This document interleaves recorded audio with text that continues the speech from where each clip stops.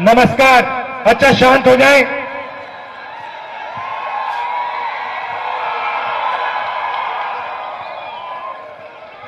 शांत हो जाए तो मेरा काम आसान हो जाएगा। सबसे पहले आप सबका यहां बहुत बहुत स्वागत कि आप यहां आए, यात्रा में शामिल हुए, भारत जोड़ो न्याय यात्रा में शामिल हुए और आपने अपनी पूरी शक्ति, अपना पूरा प्यार इस यात्रा को दिया। पिछले साल हमने कन्याकुमारी से कश्मीर तक यात्रा की। 4000 किलोमीटर हम चले। यात्रा का लक्ष्य भारत को जोड़ने का था, जो देश में आरएसएस और बीजेपी ने नफरत फैला रखी है, हिंसा का माहौल बना रखा है, उसके खिलाफ हमने यात्रा की।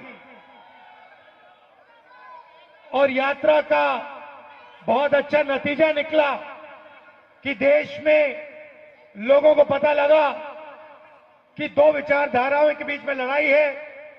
एक विचारधारा नफरत की, हिंसा की, और दूसरी विचारधारा मोहब्बत, आदर, प्रेम की।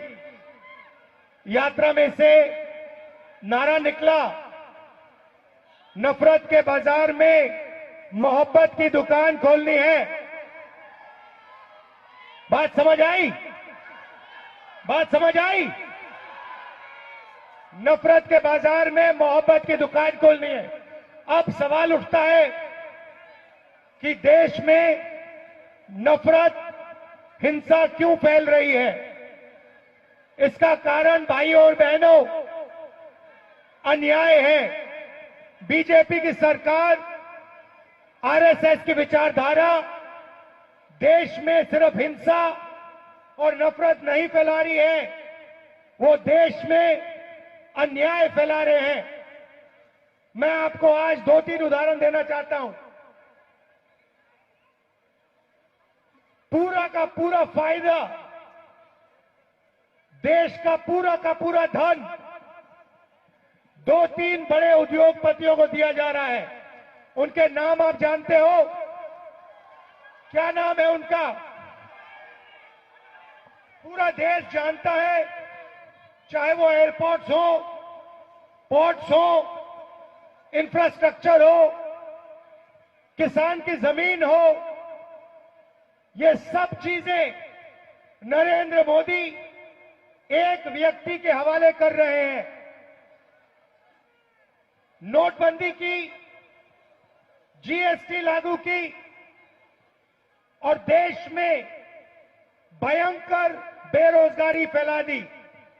आज इस देश में युवा चाहे भी उसको रोजगार नहीं मिल सकता, क्योंकि सारे छोटे उद्योग, स्मॉल और medium business, public sector unit BJP ने खत्म कर दिए हैं, रद्द कर दिए हैं। यहां बोकारो में बहुत अच्छा उदाहरण है, पब्लिक सेक्टर यूनिट है। यहां पे जितना रोजगार लोकल लोगों को मिलना चाहिए वो नहीं मिलता और कॉन्ट्रैक्ट लेबर देश में फैलाते जा रहे हैं। मैं यहां साफ कहना चाहता हूं, मैं इस कॉन्ट्रैक्ट लेबर के खिलाफ हूं। ये कॉन्ट्रैक्ट लेबर नहीं है, ये श्रमिकों के खिलाफ अन्याय हो रहा है।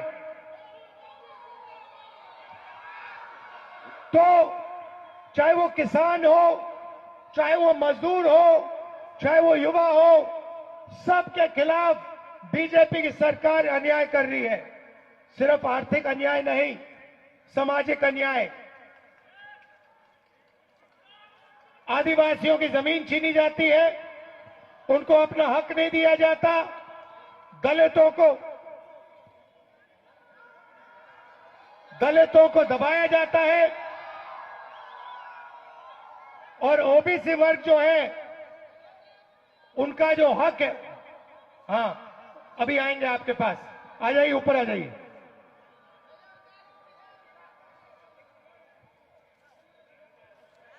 आ जाइए, आ जाइए। देखिए, मैं यात्रा में हम लोगों से बात करते हैं, 7-8 घंटे हम बात करते हैं, 15-20 मिनट हम अपनी बात रखते हैं।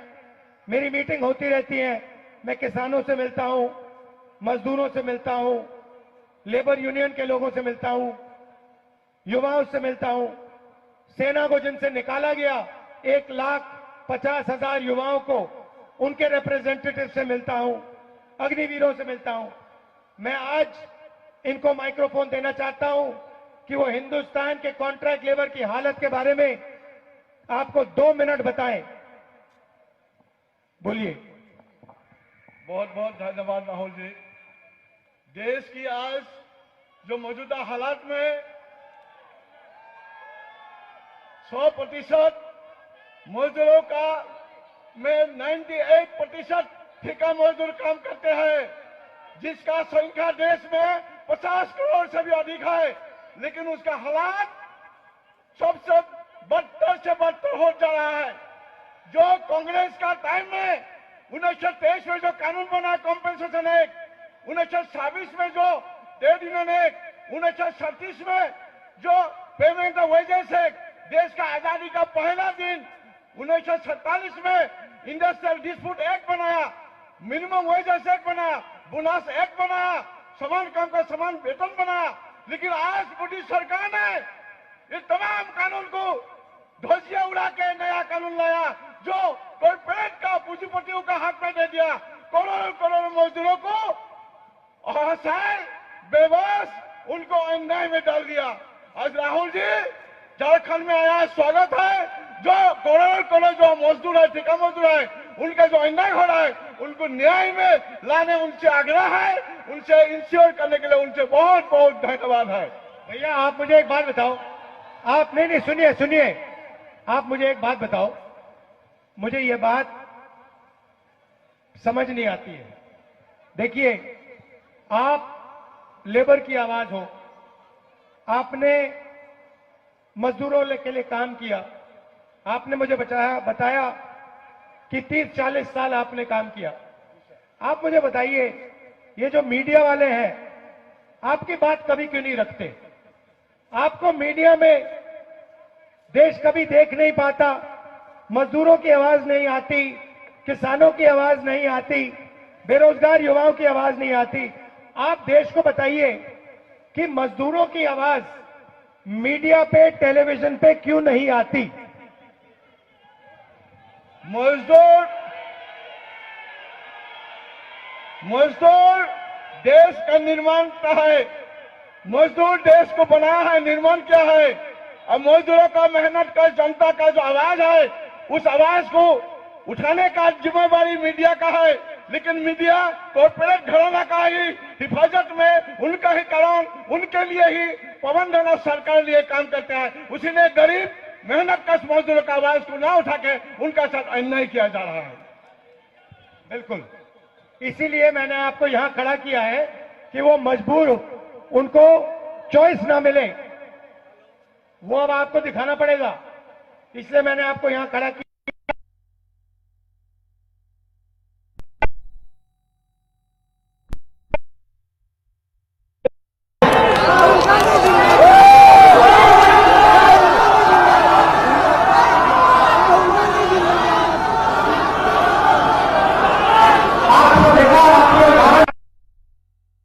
देखा